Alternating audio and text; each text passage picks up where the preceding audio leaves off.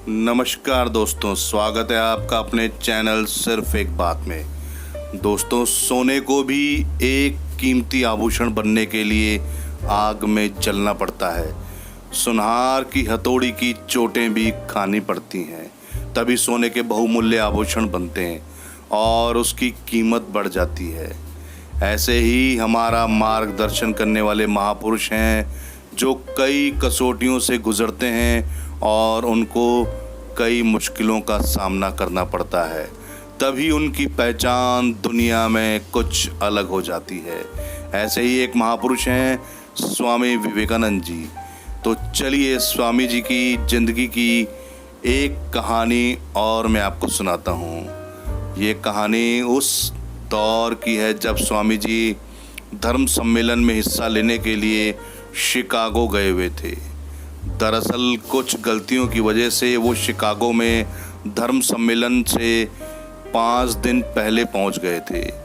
स्वामी जी ने इस विदेश यात्रा को विषय में बताते हुए लिखते हैं, जब मेरा जहाज़ शिकागो पहुंचा तब इतनी ठंड थी कि मेरे शरीर में हड्डियां तक जमने लगी।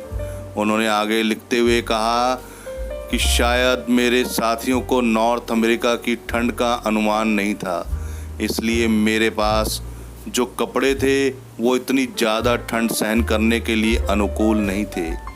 स्वामी जी आगे बताते हैं, उस समय शिकागो एक महंगा शहर था।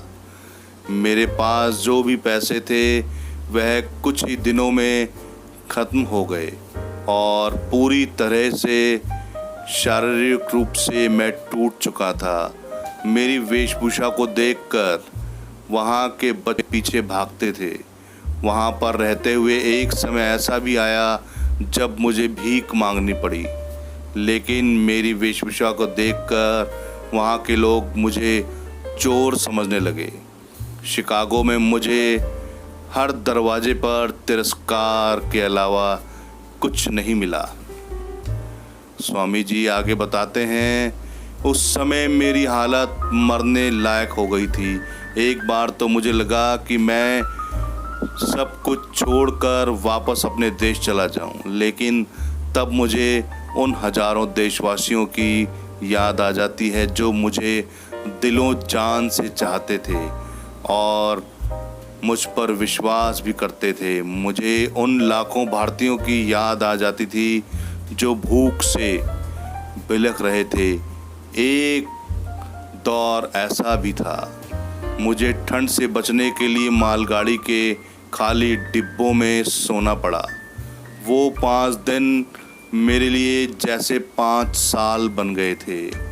और दोस्तों, अंत में वो दिन आया जिसने विवेकानंद जी को पूरे अमेरिका में प्रसिद्धि दिलाई। उनका धर्म सम्मेलन में दिया गया भाषण सुनकर अमेरिका के लोगों का दिल गदगद हो गया और भारत की शान स्वामी जी ने विदेश में भारत का परचम लहरा दिया। दोस्तों, कैसी लगी विवेकानंद जी की जीवनी की कहानी? अगर कहानी आपको अच्छी लगी हो तो एक लाइक ज़रूर करें और चैनल अभी तक सब्सक्राइब नहीं किया है तो चैनल भी सब्सक्राइब करें। तो मिलते हैं अगले वीडियो में। नमस्कार, जय हिंद, धन्यवाद।